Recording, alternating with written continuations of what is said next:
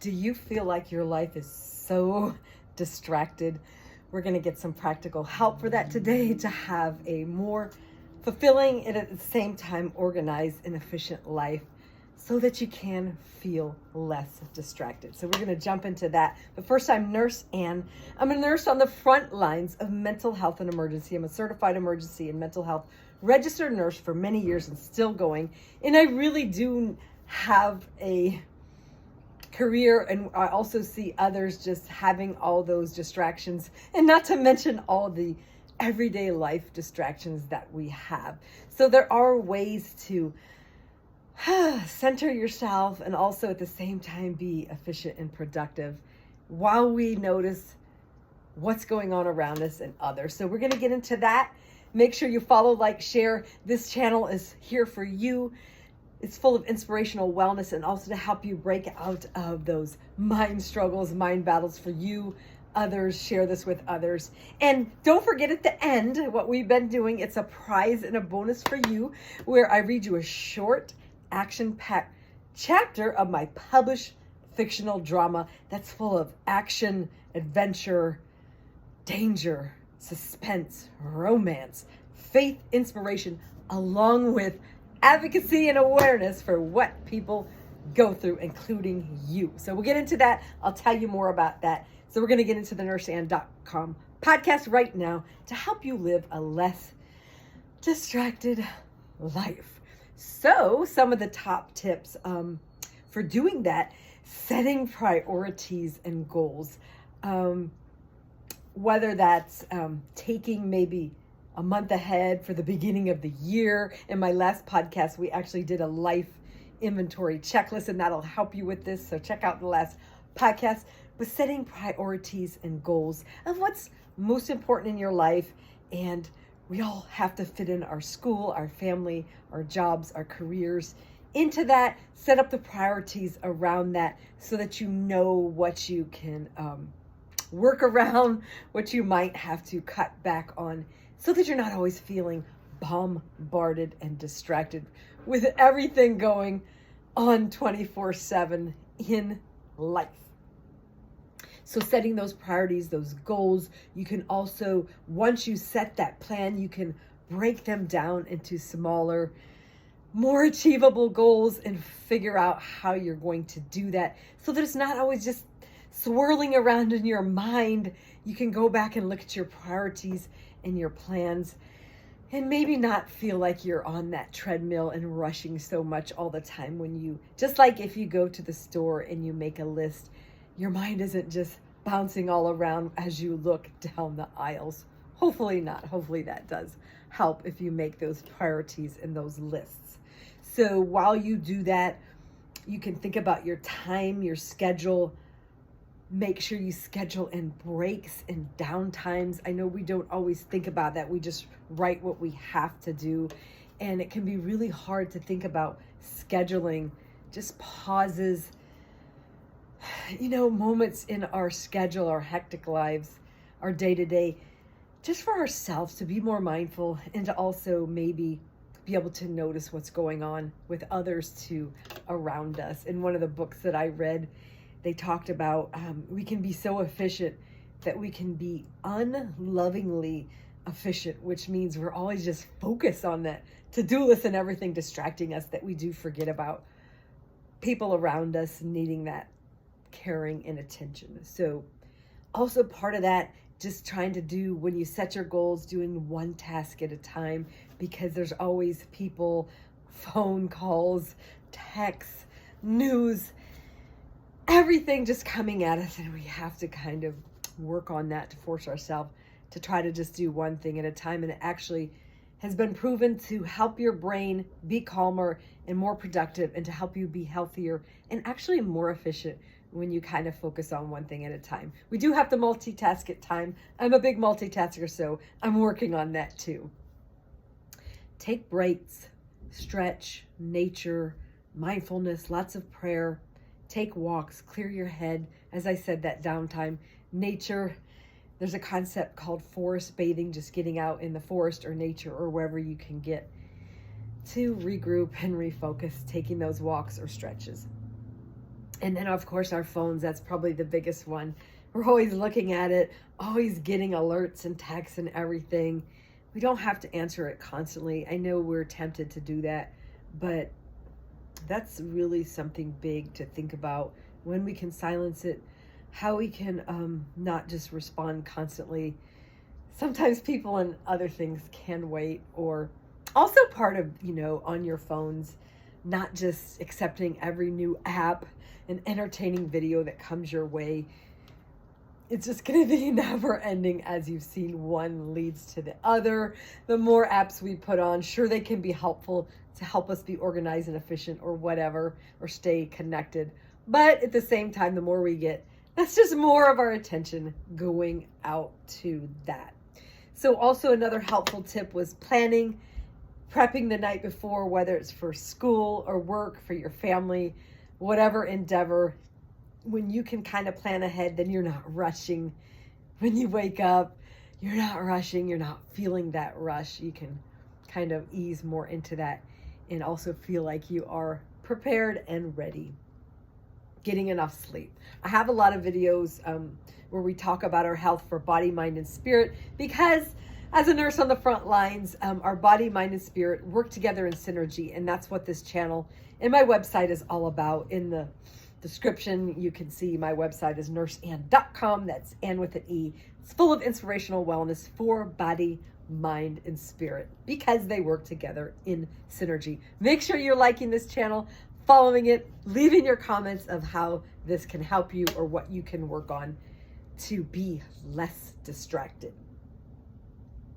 Another great tip that came up was, of course, rewarding ourselves, but make sure you're choosing healthy rewards.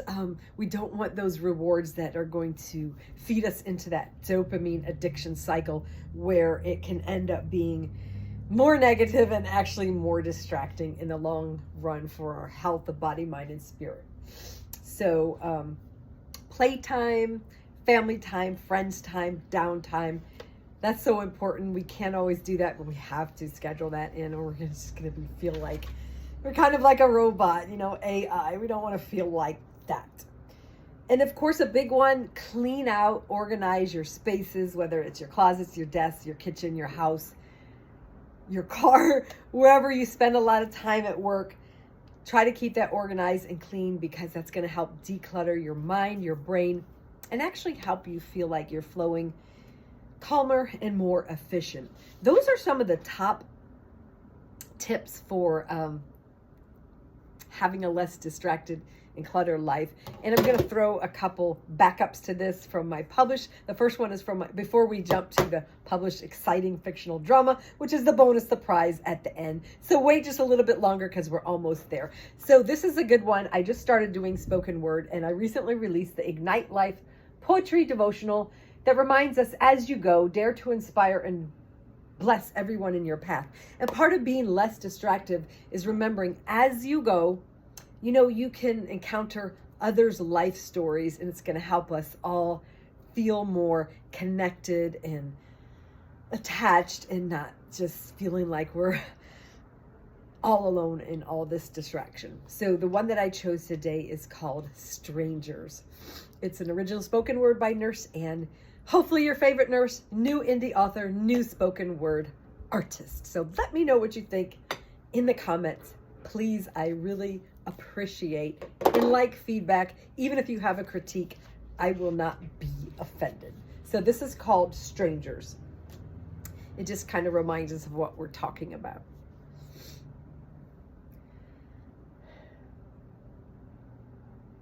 A sea of people.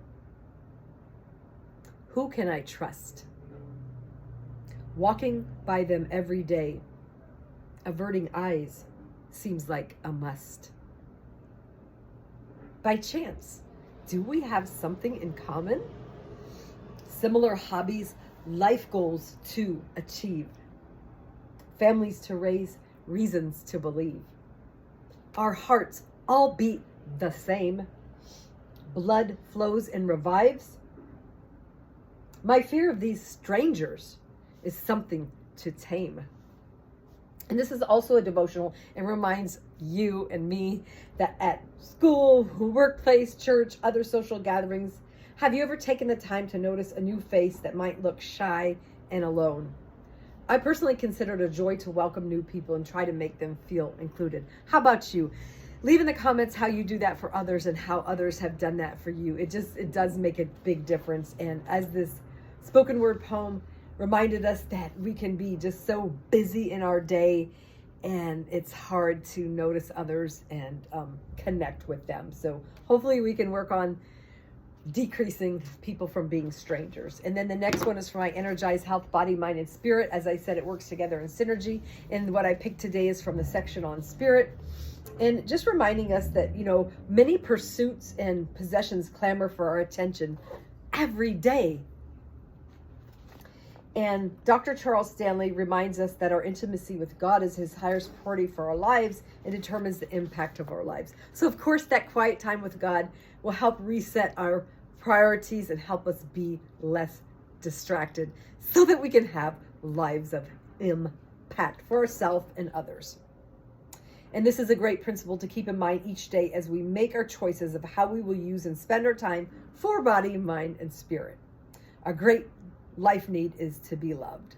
So, and there was also a teaching, I said this in the last podcast, but sometimes we can spend our whole lives climbing a ladder of success and building our kingdoms, only to find that at the top of the ladder, in the end of our pursuits, we have placed our ladders against the wrong walls. So that's what, at the beginning of the podcast, making a life priority list will help you weed out and determine what you're going to spend most of your time on. Of course, we do have things we have to spend time on. If you feel like you've drifted far away from the main purpose, it's never too late to find your way back.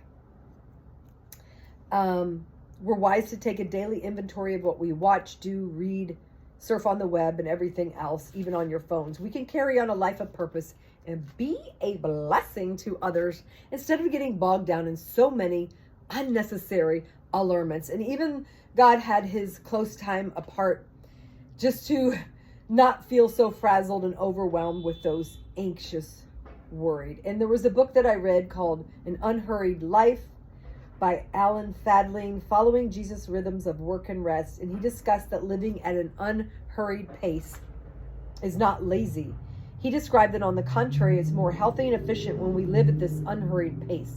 We'll have better health and peace of mind. We'll also have time within our day to notice others that are hurting. And like the Good Samaritan, we're able to care about people. We'll be able to stop and pray for ourselves, our loved ones, and strangers. And this type of life feels more fulfilling and actually more productive, especially when we have that time to be a blessing to others. It's the greatest blessing to us in return that causes a feeling of joy in the Lord.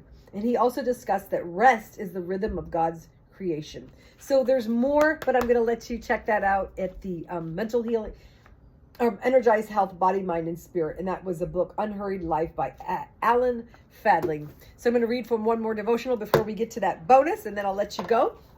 And this one is for my Word Puzzles devotional to help you with soul medicine.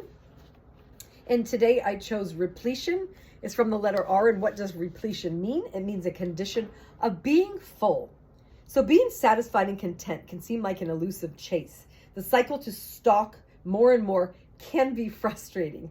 What is the genuine desire placed in our hearts? God says to know and to seek after him. For true contentment and satisfaction, run after the heart of God. And Jeremiah reminds us, when you seek him and find him, search for me with all your heart. So that's a great thing. Take a break from the endless search for what does not satisfy. God can give us that contentment and peace.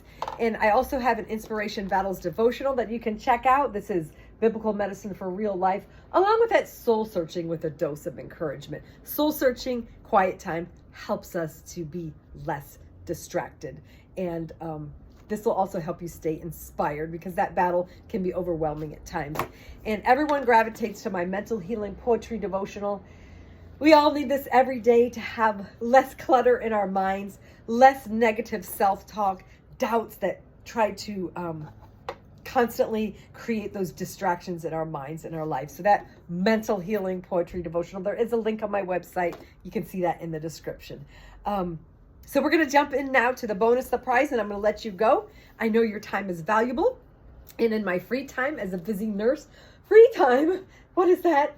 As a busy nurse on the front lines of emergency and mental health, I created the 6-part series to allow you to ride along with the frontline workers as they rescue those in crisis of mental, physical, and spiritual. We already finished book 1, which is Sheep Among Wolves, and we finished book 2, which is Dr. John Doe.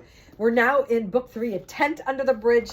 Then we'll do Defenders of the Weak, Ready, Willing, and Able, and Out of Control. And in this series, we talk about mental health, emergency struggles, thought disorders, memory disorders, addictions, bullying, disabilities, just about everything that you can think of, things that affect those you take care of, yourself, those we love. And to make it cheaper and easier, it's almost free. I put it in one book. I'm going to show you this, then we'll jump in. But it's the Mental Falls First 6 Stories edition, link on the website. And also, since we are so busy, I had it made into an audiobook. This is what it looks like on Audible and iTunes. And this is the Mental Falls First 6 Stories edition by Nurse Ann, that's me, narrated by Drama Simpson. He brought it to life with siren noises, lots of action, so you can feel like you're right there, riding along with the frontline workers, rescuing those in crisis.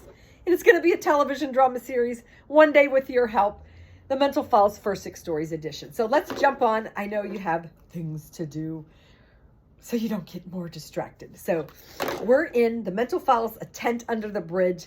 You met the lady living in the tent under the bridge. She went to the store. Her card got declined. She went to the next store to carry out her plan B, and she got caught. And so she was given the choice of going to the emergency room or jail. So she said she was going to hurt herself, so they had to take her to the ER. So we met that. You also met the paramedics and the young man who is now a paramedic. And finally, they've made it to the emergency room. So chapter 5 is called ER Routine. After giving his first report to the ER triage nurse, Mars, which is the young man who was caught up in a life in crime and danger, and now he's a paramedic after being mentored by the frontline workers. Anyway, Mars informed the nurse that the patient needed to go to the bathroom. Abigail had been begging to go to the bathroom on the ride over. Yeah, we'll get to it, bluntly replied the triage nurse, Tom. Not wanting to look uncool on his first day, the young paramedic in training walked back to join his new partner, Maria. But not before he checked his hair in the mirror. He's liking Maria, so he's checking out his hair and he wants to look cool too. Continuing with her charade of wanting to hurt herself so she could avoid or at least postpone jail, the new arrival, which was Abigail, allowed Tom to get her vital signs. She even thought about urinating in his precious triage chair to get him back for his rudeness. Oh my. Better not, she thought. I need to play it cool so I can get back to my place. She wanted to get back to her tent under the bridge so people didn't take her few belongings that she needed. So how long have you wanted to hurt yourself? Asked the nurse. I don't want... Oops. Oh, I mean, for a couple of days, responded Abigail as she caught herself in time. You really mean since you were headed to jail, answered the smart aleck triage nurse. That's it, thought the patient. I'm going to have to teach him a lesson. Oh, well, not now. I got to get out of here. After the staff had Abigail get a urine sample and change into scrubs, they walked her to the ER psych room. Tom gave a report to Kylina, who was working in the psych section today. Thanks, Tom, she replied. Hello, ma'am. Would you like a sandwich? As Tom walked back to triage with a disgusted look, Abigail mused to herself, Oh, I've hit the jackpot with this nice nurse. Woohoo! Yes, Nurse Kylina. Can I also have chips, soda, and pudding? Answered the homeless patient as she settled into her warm bed and then asked for a TV remote. This was a nice break from her bleak tent under the Main Street Bridge. Okay, I guess I'll check, replied Kylina as she remembered that she had to balance her niceness with boundaries. Unfortunately, she had been the laughingstock of her coworkers too many times. As Abigail waited for the psych consult doctors to come, she tried to formulate a story that would let her go home but not be sent to jail. This wasn't her first rodeo. That's the end of that chapter. Next chapter is chapter 6, After Work. Hang out. You're going to hang out with some of the frontline workers and that blossoming relationship. So you don't want to miss that. The Mental Falls First 6 Stories edition by Nurse Anne. As I said, there's a link on my website to this, the First 6 Stories edition. It's all in one because all the stories are interconnected. It was written to be a television drama. So each story highlights one or two different mental health and other struggles that people go through. And each story is interconnected because the frontline workers are the same, and you follow their relationships and their drama and everything they're going through till you finally get to the season finale at the end, the culmination of their relationships and so much more. It's so exciting, and I cannot wait to see you for the next podcast to help you with inspirational wellness. But make sure you follow this page, like it. Please leave a comment today. You know that algorithm needs all this stuff. And plus, I really do want to hear from you in your comments, and I will answer them as long as they're appropriate. And I'll see you next time. I can't wait. See you.